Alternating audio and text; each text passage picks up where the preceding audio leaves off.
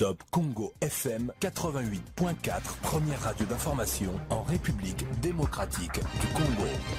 Les chefs des confessions religieuses toujours divisés autour du processus électoral, le camp des églises qui avait proposé Denis Kadima pour conduire la CENI s'oppose à un nouvel audit du fichier électoral, audit voulu par le camp des évêques de la Cinco et de l'ECC. Top Congo FM. À Bunia, à Ituri, les activités sont paralysées au centre-ville et les environs. Boutiques, magasins et stations-service sont fermés.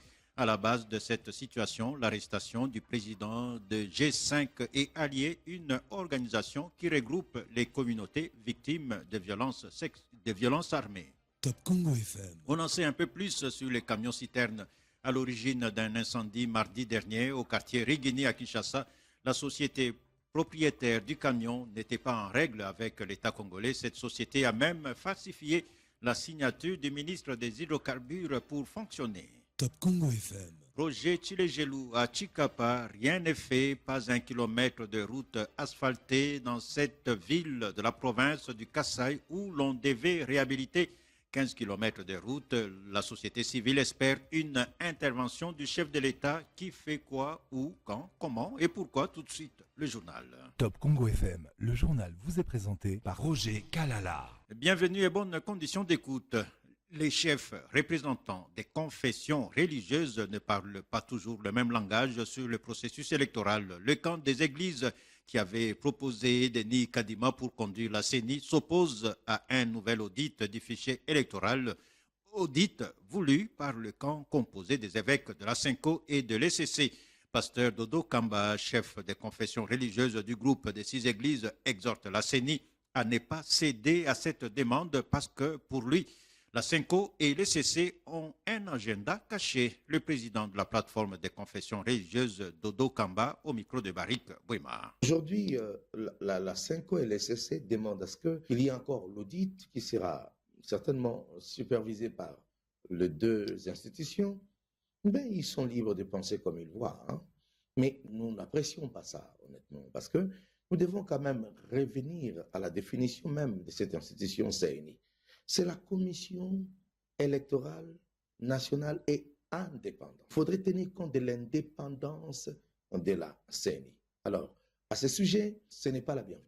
Je suis vraiment désolé parce que là, ce serait violer à la souveraineté d'une institution et je ne vois pas sa raison d'être, malheureusement. Ce n'est pas qu'ils cherchent à tout prix à ce qu'il y ait l'audit par rapport au fichier. Non, c'est un agenda caché que je dénonce ici. Ils veulent tout simplement bafouer ce qui a été déjà fait.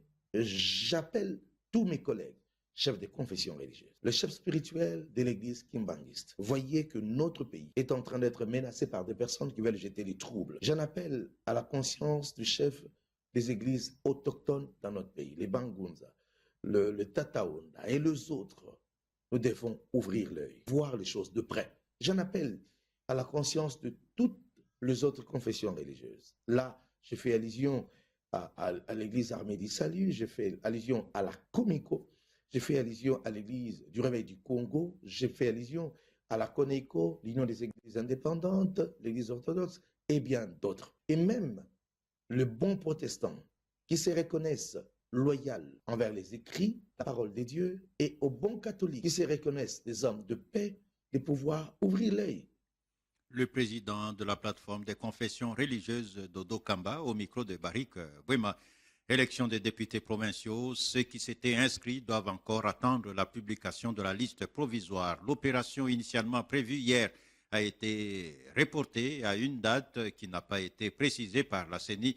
Dans un communiqué, la commission électorale justifie ce report par le nombre élevé des candidatures reçues à la fermeture des bureaux de réception et traitement des candidatures comparativement aux cycles électoraux passés. Une autre raison avancée, c'est la difficulté logistique du ramassage et de réception des dossiers physiques des candidatures au siège de la CENI à Kinshasa.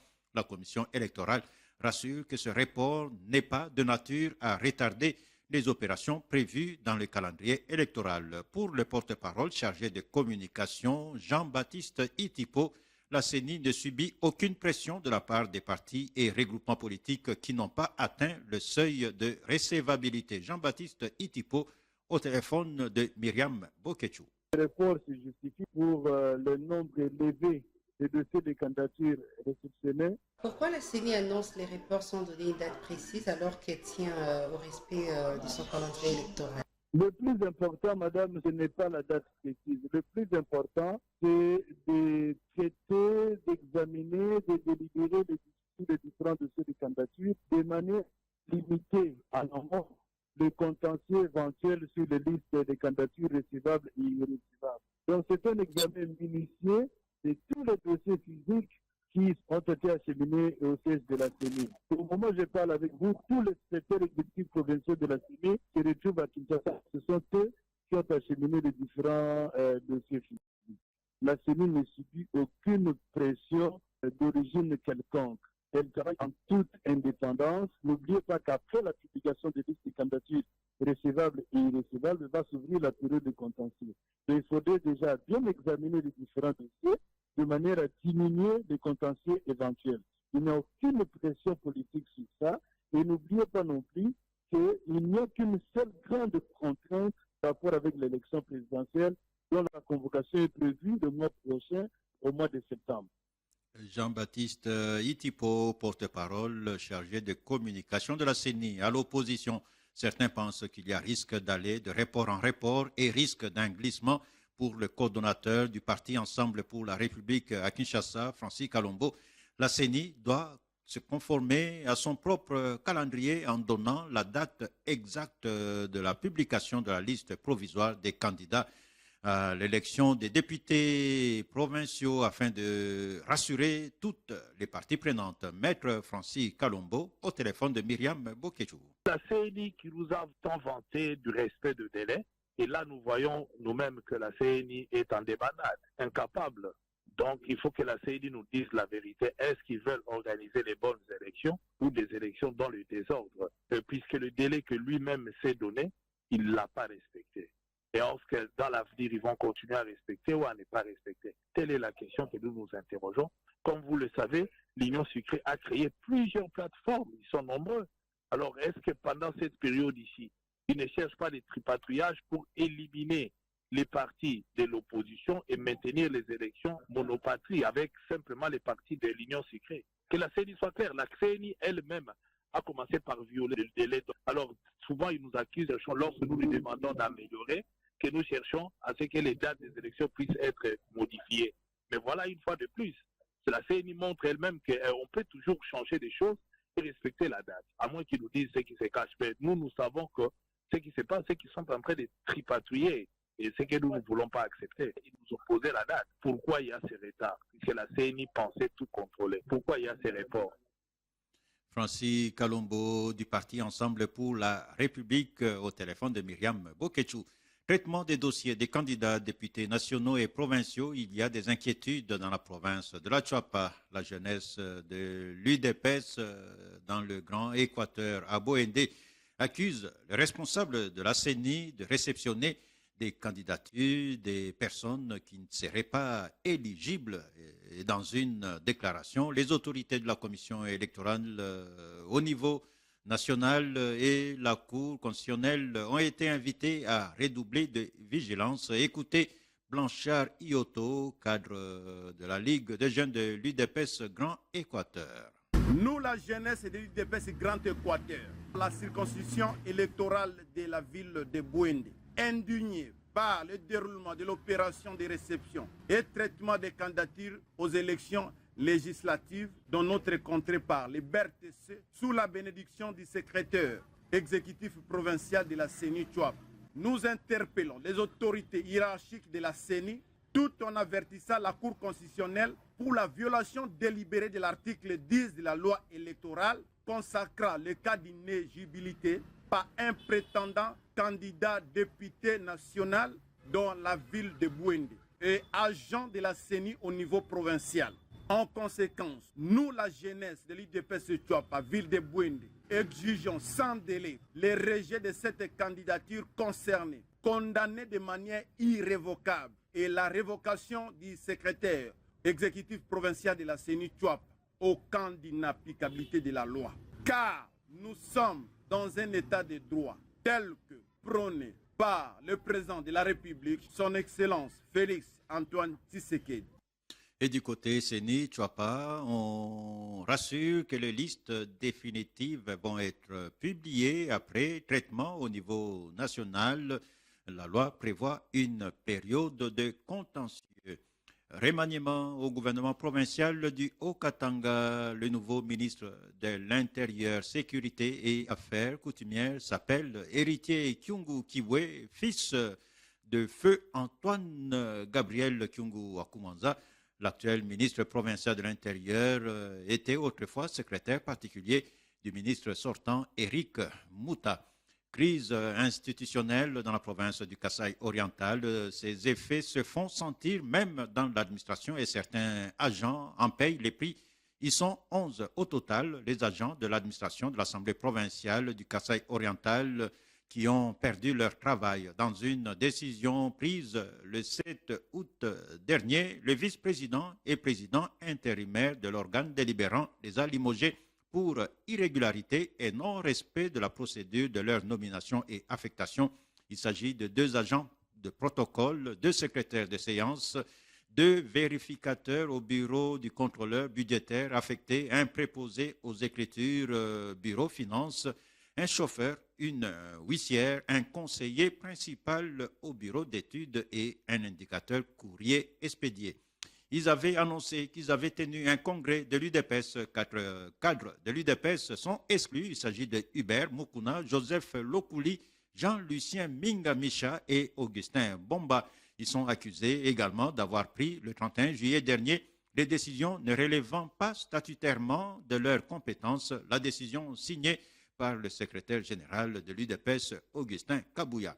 À Bunia, en Ituri, les activités sont paralysées ce jeudi au centre-ville et les environs. Boutiques, magasins, stations-service sont fermés.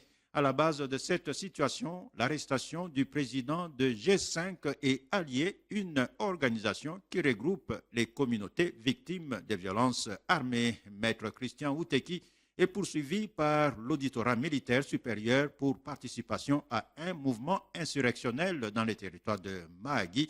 Détail Franck Assanté. Pour G5 et Alliés, l'arrestation de son président est politisée. L'ingénieur Victor Ngona, porte-parole de cette structure, avance ses arguments. Il est inacceptable que les communautés victimes qui réclament haut et fort justice pour recouvrer leur dignité, liberté et droits complètement confisqués par des forces négatives terroristes et a commis des crimes ignobles au vu et au su du gouvernement provincial sous l'état de siège national que de la communauté internationale, que cette justice se dresse contre elle. Il est allé quasiment trop loin. Nous exigeons avant tout la libération pure et simple et sans condition du président des communautés victimes G5A, Maître Christian Outeki Udongo, de diligenter la haute cour militaire pour statuer sur cette carte postale noire préfabriquée par ce régime spécial.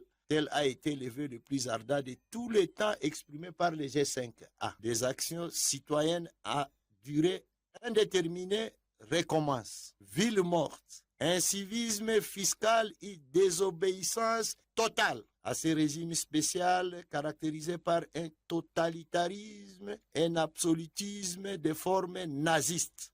Du côté de l'administration militaire, on rejette toutes ces allégations. D'après le poste du gouverneur militaire de cette province, la justice est indépendante. Bunia, Franck Assanté, Top Congo FM.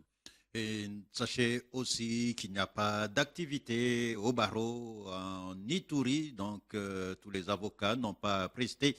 Les avocats protestent contre l'arrestation de leur collègue Maître Christian Outeki.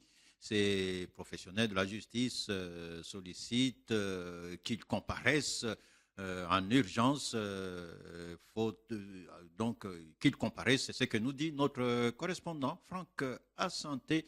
Écoutez plutôt Maître Daniel Balinda, l'un des avocats, au micro de Franck Assanté. Cette journée Sabaro est respectée à 100%. Vous êtes témoin avec nous qu'aucun avocat se retrouve à ce moment au tribunal militaire, devant l'auditorat militaire, devant la cour militaire, devant le parquet de grande instance, tout comme le parquet général, devant le tribunal de grande instance. tout comme devant la cour d'appel, à train de comparaître ou derrière une procédure. C'est-à-dire, c'est une journée respectée à 100%, non pas seulement par les avocats, même les défenseurs judiciaires. Et cette décision va continuer jusqu'à ce que les droits de la défense de maître Christian Outeki, notamment son droit de comparaître en homme libre, soient respectés.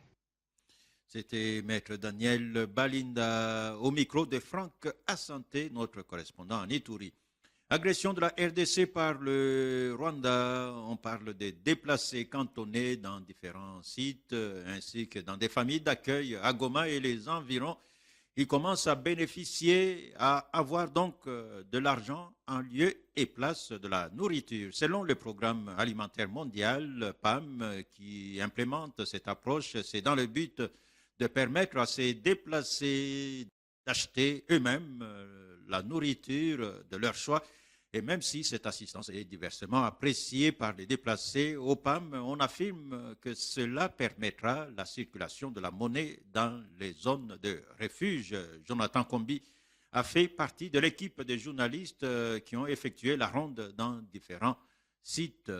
Reportage. Depuis février dernier, des milliers de déplacés en provenance de Massissi et de Rutshuru affluent ici à Roussayo, c'est au nord-ouest de Goma, dans le territoire de Nyiragongo.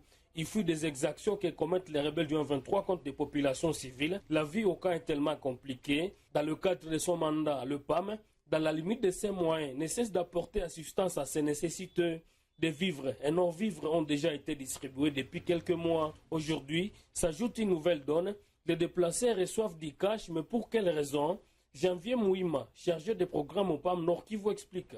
Le PAM a trouvé que la modalité cash donne plus de pouvoir et de la flexibilité à ces familles déplacées d'acheter la nourriture qu'ils veulent. Et en même temps, l'assistance alimentaire sous forme du cash permet aussi aux opérateurs économiques de se retrouver dans l'intervention. Les bénéficiaires se sont réjouis de cette nouvelle forme d'assistance du PAM, mais recommandent qu'il y ait variation entre l'assistance en nature et en espèces.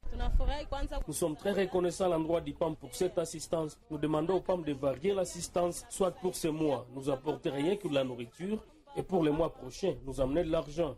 Et même si on investit cet argent dans une agère, on tombe en faillite parce que tous les yeux de la famille sont braqués sur ces petits commerces. Après l'étape de Roussayo, la même opération va se dérouler à Kanyaruchinya, où l'enregistrement des rattrapages déplacés touche presque à sa fin. Des retours de Roussayo et Kanyaruchinya, Jonathan Kombi, Top Congo FM. Ils reviennent petit à petit chez eux quelques jours après l'attaque des miliciens Mai Mai Bakata Katanga de Gédéon Kyungu. On parle des habitants du village Kayumba, à 127 km de Manono, dans la province de Tanganyika. Ces miliciens avaient incendié plusieurs maisons et même une école. Ils avaient également détruit les champs des paysans. D'après l'administrateur du territoire, Cyprien Kitanga, les habitants rentrent, mais leur condition de vie est précaire parce qu'ils avaient tout perdu. Ils renseignent cependant que les FARDC sont déjà dans le village pour sécuriser le retour de ceux qui veulent revenir. Cyprien Kitanga au téléphone de Fabien Kambinzi. La population, la vigilance, car la sécurité en dépend de tous. Dans ce village Kayumba, il y a eu une incursion de Bakata Katanga qui ont volé le bien, ils ont incendié une école, ils sont ravagés dans le champ, puis ils sont rentrés, ils ont volé des vélos, des biens de valeur, des motos, ils sont rentrés. Maintenant, on fait frontière avec Puerto et Moba. Alors, eux, ils sont partis du côté de Puerto. Oui, la situation est venue au calme, car le village Kayumba qui a été attaqué par les éléments Bakata Katanga, c'est récupéré par les FARDC. À Gédéon Kyungu Mutanga. Il n'y a pas d'inquiétude. La sécurité a été maîtrisée. Vous savez, la situation sécuritaire de Manon est relativement calme. Sauf pour ce sont des cas isolés. Ça n'inquiète même pas l'autorité ou tout le monde ici. Ils sont venus, ils ont attaqué le village Kayumba. Et d'ailleurs, depuis que je suis à Manon, sur le premier attaque, le village Kayumba a été maîtrisé rapidement par les FARDC. Il y a eu changement à la tête de la police dans la province du Haut-Katanga. Le nouveau commandant a officiellement pris fonction, a été installé ce jeudi. La cérémonie solennelle de remise et prise de remise de l'étendard au général Dieudonné Ondimba a été présidée, a eu lieu à l'esplanade du bâtiment du 30 juin, siège de l'Assemblée provinciale à Lubumbashi.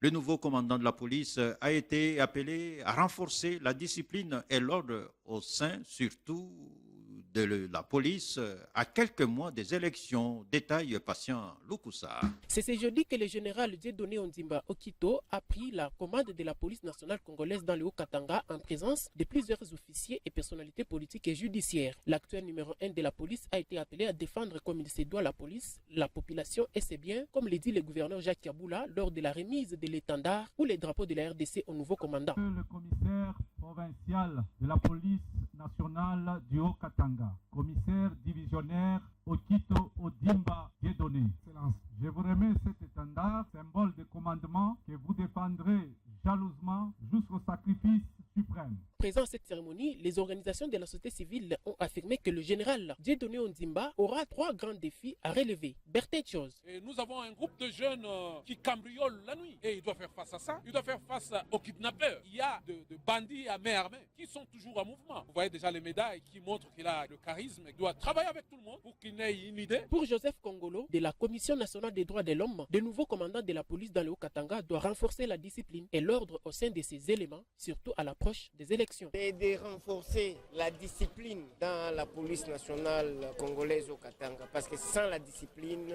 rien n'est possible. D'être réellement au milieu du village, que ce ne soit pas une police manipulée et manipulable. Le général Dieudonné Ondimba Okito a été nommé par l'ordonnance présidentielle du 7 juillet dernier. La remise est reprise avec les sortants. Le général Louis Segon Karawa avait eu lieu le 29 juillet 2023. Lubumbashi, Patient Lukusa pour Top Congo FM. Banditisme urbain à Kinshasa, le phénomène Kuluna, cette fois-ci dans la commune de Maluku. Les habitants de cette commune se plaignent et observent un silence inquiétant des autorités de la ville. Un jeune qui a été attaqué par ces bandits qui étaient armés de machettes a perdu une partie de son bras gauche. À Maluku, la population attend voir l'inspecteur provincial de la police à Kinshasa neutraliser ces groupes qui créent l'insécurité. Écoutez cet habitant de Maluku.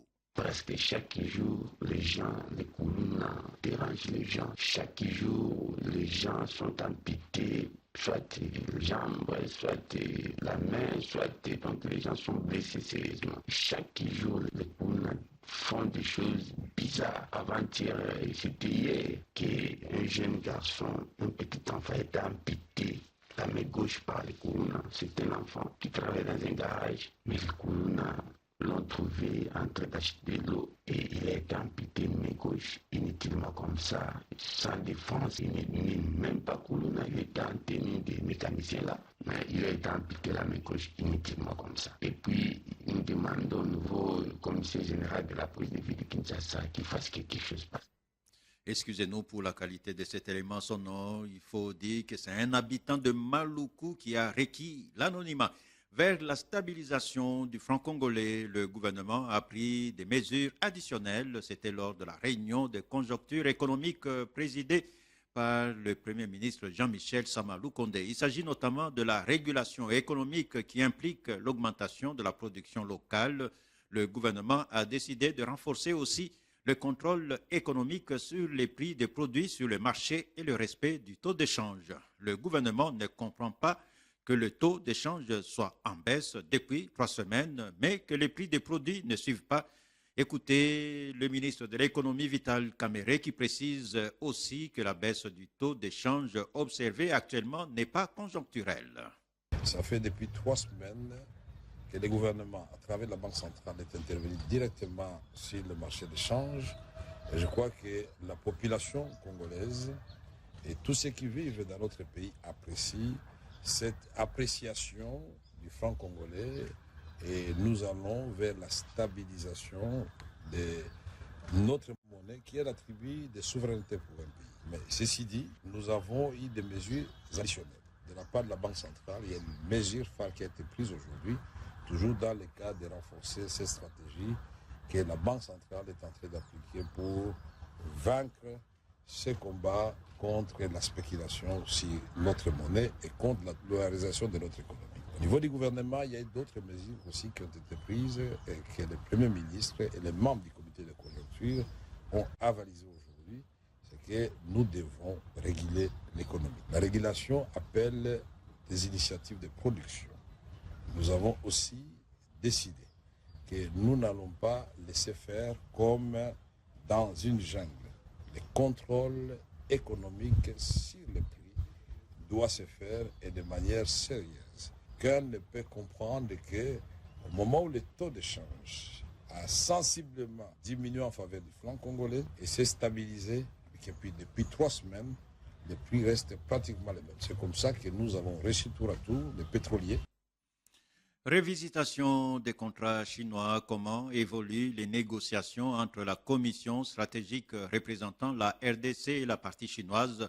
Près de 4 mois après le début des négociations, l'Observatoire de la dépense publique dénonce une certaine opacité. Cette organisation exige de la commission stratégique de mettre à la disposition de la société civile les informations sur l'évolution de ces discussions, selon le professeur Florimond Mouteba, président du conseil d'administration de l'ODEP. Ces négociations évoluent à pas de tortue, une situation causée par le fait que la partie chinoise ne voudrait pas lâcher facilement sa part du lion. Le PCA de l'ODEP prévient de mobiliser la population pour exiger un véritable rééquilibrage de ce contrat. Écoutez donc Florimond Mouteba au micro de King Munga. C'est depuis 3 mois qu'ils sont dans les négociations. Et depuis lors, rien n'est transpire. Rien ne transpire. Alors, nous étions inquiets parce que, 17 milliards perdus, ce n'est pas rien. Et entre-temps, les Congolais sont dans la situation de sinistre que nous connaissons aujourd'hui. Et c'est pour cela que la question de cette révisitation, nous l'avons de nouveau mise sur la table pour savoir où est-ce qu'on en est. Parce que c'est notre droit de le savoir en tant que société civile et en tant que Congolais. Nos sociétés civiles, on est partenaires avec l'IGF depuis presque une année. Donc, la transparence et la légalité font partie donc de notre mode de fonctionnement. Pour l'instant, moi j'ai été à l'IGF pour demander à l'inspecteur général chef de service de me dire où en sont les négociations. Et donc c'est une négociation difficile, mais utile. Et donc quelque part, il y a des difficultés à faire comprendre aujourd'hui aux Chinois qu'ils doivent mettre de l'eau dans leur vin, mais ce n'est pas impossible. Donc le combat continue, la négociation continue, et je pense que si ça dure, c'est parce que justement c'est difficile de dire à quelqu'un qui avait tout de perdre une partie de ce qu'il avait, mais ce n'était pas à lui, ce n'était pas à lui, c'est d'abord au peuple congolais, n'est-ce pas? Les difficultés, au moins on doit en parler. Pourquoi ne pas en parler? Il faut en parler. Vous savez, nous, quand nous avions émis nos recommandations, nos observations, nous avions demandé la nationalisation de la Chine. Rien ne nous empêche aujourd'hui d'organiser des manifestations publiques devant l'ambassade de Chine pour dire nous voulons la nationalisation de la Chine. Et donc ils doivent savoir qu'ils ne négocient pas seulement avec le gouvernement. Le gouvernement représente bien sûr le peuple congolais. Mais il y a une frange de la population importante qui regarde de près ces négociations. Dossier relance de la MIBA, où en sommes-nous plus de 7 mois après l'adoption du plan de relance de la minière de Bakwanga à Mbujimayi?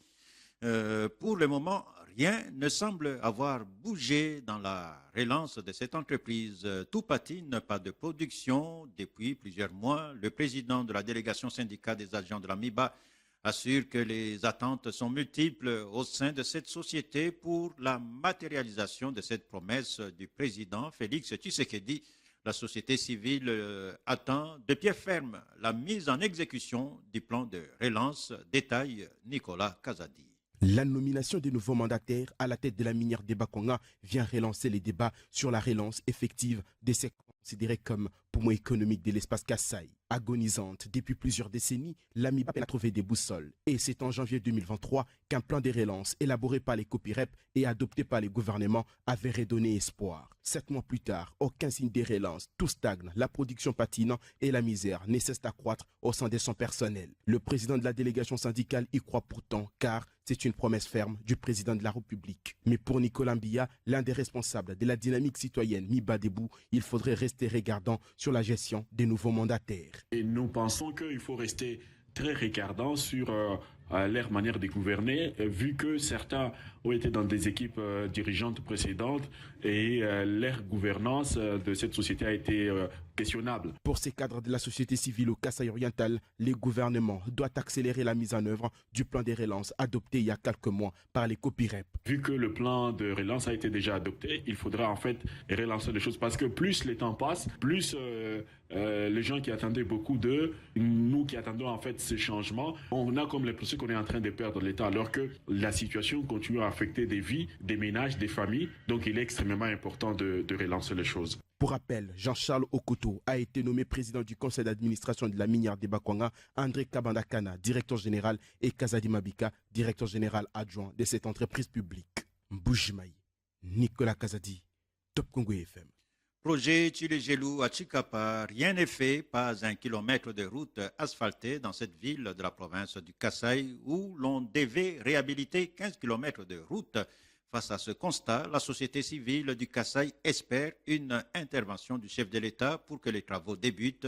Du côté gouvernement provincial, on essaie de rassurer et d'apaiser la population. Détail Fabien Gouesh. Lancé en mars 2021 par le chef de l'État Félix Tshisekedi, le projet Tchilégelou, qui consiste à réhabiliter et moderniser plusieurs kilomètres de routes à travers le pays, n'a jamais commencé à Chikapa dans la province du Kasaï, alors que cette ville devait bénéficier 15 kilomètres de routes asphaltées dans le cadre du dit projet. Indignée, la société civile dit ne pas comprendre pourquoi ces projets initiés par le président Tshisekedi n'a pas encore commencé à Chikapa. Le coordonnateur provincial de la nouvelle société civile congolaise dit craindre les détournement des fonds déjà décaissés pour l'exécution de ces projets. Alain Kachamamouana. Pourquoi nous méritons ça? Nous savons que le chef de l'État a lancé le projet 100 jours. La province du Kasaï n'en a pas bénéficié. Mais les fonds ont été décaissés depuis 2021 jusqu'à aujourd'hui. On n'a même pas un centime de kilomètre. La population de Chikapa, la population du Kasaï connaît Tchilégelou que par la télévision et la radio. Le gouvernement provincial du Kasaï, qui rassure le début des travaux incessamment, appelle la population au calme.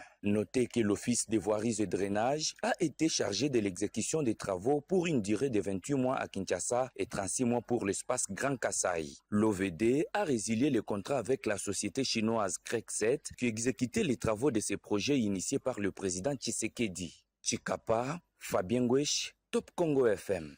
On pourra se déplacer et arriver rapidement à destination entre la ville de Bandundu et les territoires de Bagata. L'Office des routes vient de lancer les travaux de réhabilitation des routes nationales numéro 17 et 9 dans la province du Kwilu.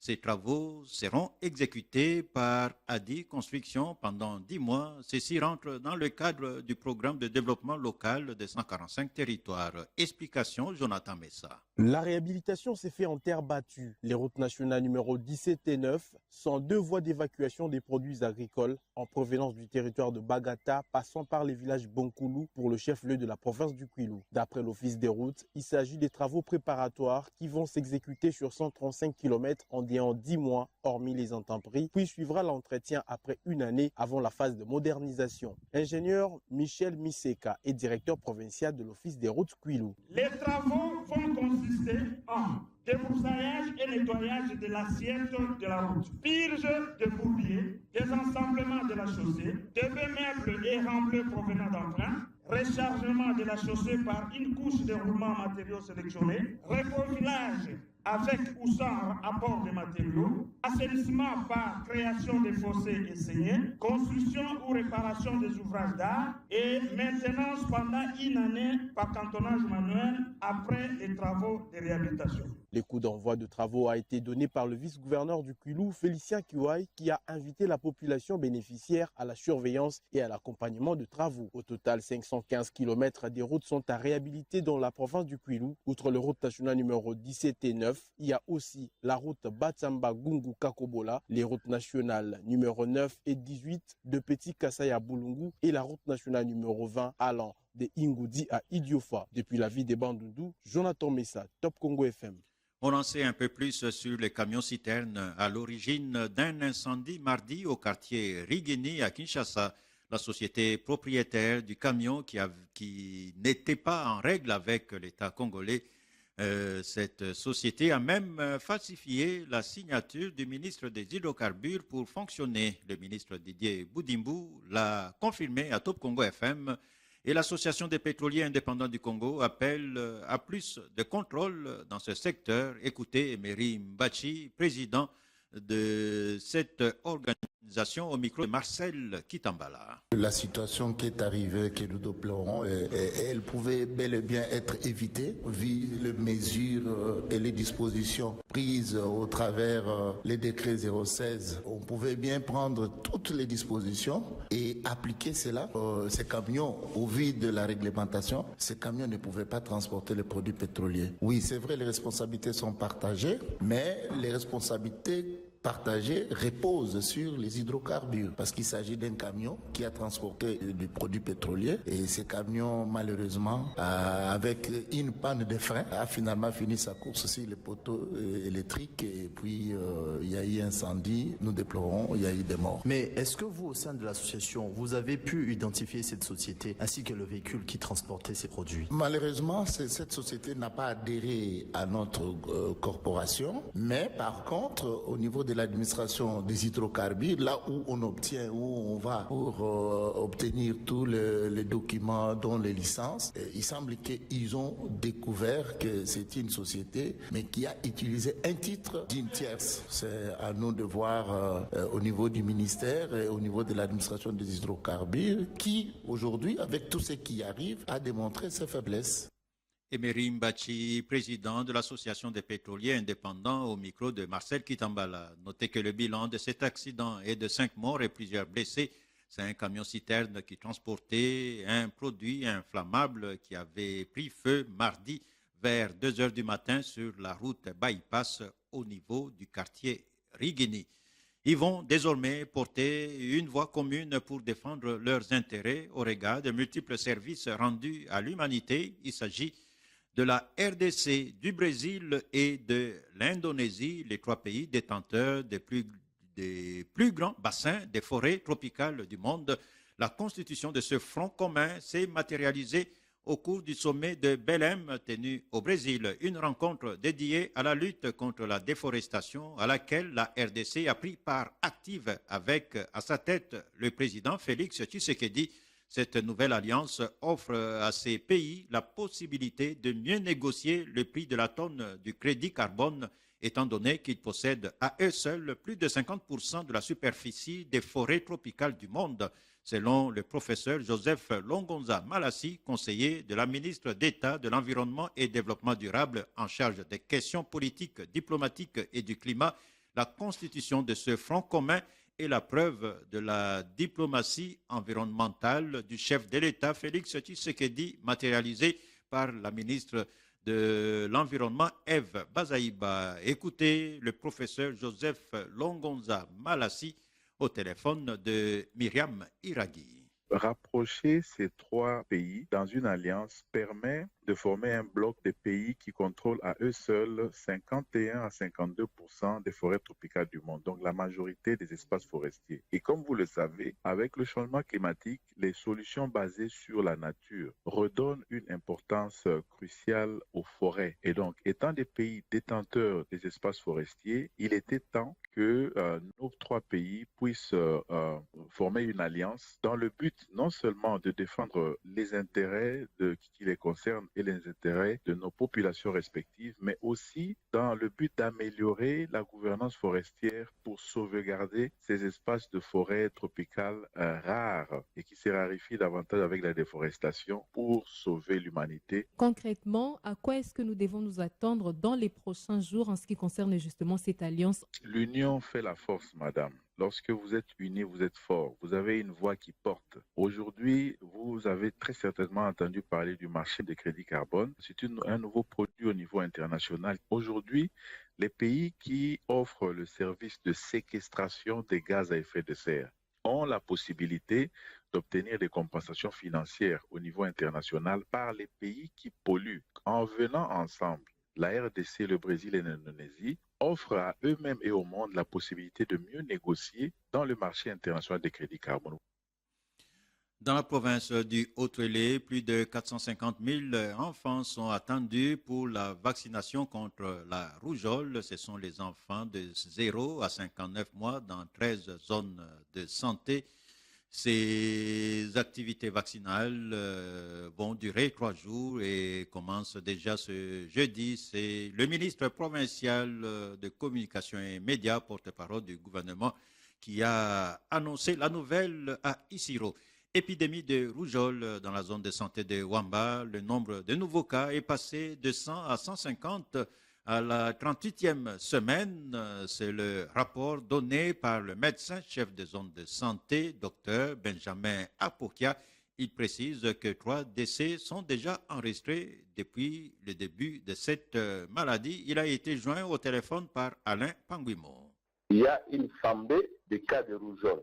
Nous avons constaté cette flambée à partir de la 16e semaine jusqu'à la 31e semaine. Les cas accroissent, nous sommes déjà avec 3 décès par semaine. Et c'est la partie sud qui notifie beaucoup de cas. Après avoir identifié les heures de santé, nous sommes en train d'identifier les villages. Et vous savez que dans la partie sud, il y a plus de carrières. On passe à la sensibilisation des parents. Parce que ce qui complique, c'est que le parent n'amène pas les enfants dans des fonctions sanitaires à temps. Ils commencent à soigner avec ce qu'ils ont et ils amènent les enfants à retard. C'est pourquoi nous avons pris l'option d'accentuer la sensibilisation auprès des parents pour qu'ils amènent les enfants à l'hôpital à temps. À la 31e semaine, nous avons eu 159 cas, parmi lesquels il y a eu 3 décès. Tranche d'âge de 12 à 59 mois. Top Congo FM 88.4, première radio d'information en République démocratique du Congo. Notez pour l'essentiel de l'actualité, les chefs des confessions religieuses toujours divisés autour du processus électoral. Le camp des églises qui avait proposé Denis Kadima pour conduire la CENI s'oppose à un nouvel audit du fichier électoral, audit voulu par le camp composé des évêques de la Cinco et l'ECC. Top Congo FM. À Bunia, en Ituri, les activités sont paralysées au centre-ville et les environs. Boutiques, magasins, stations, services sont fermés. À la base de cette situation, l'arrestation du président de G5 et Alliés, une organisation qui regroupe les communautés victimes de violences armées. Top Congo FM. On en sait un peu plus sur le camion-citerne à l'origine d'un incendie mardi au quartier Rigini à Kinshasa. La société propriétaire du camion n'était pas en règle avec l'État congolais. Cette société a même falsifié la signature du ministre des Hydrocarbures pour fonctionner. Top Congo FM. Ainsi s'achève ce journal qui porte les signatures de Myriam Bokechu, Trésor Tiombo, journal mis en onde par Grace Lema et Chris Bivoula, réalisé par Myriam Iraghi. Vous nous avez suivis en direct sur YouTube grâce à Didi Binsika, Patrick Mungongo. Vivez en paix, toujours à l'écoute de Top Congo FM. 5 éditions, 18 bulletins d'information.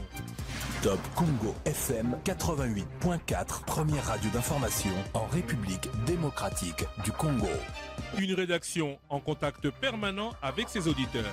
080 812 812. Information avec Top Congo FM 24h sur 24, 7 jours sur 7. Ce journal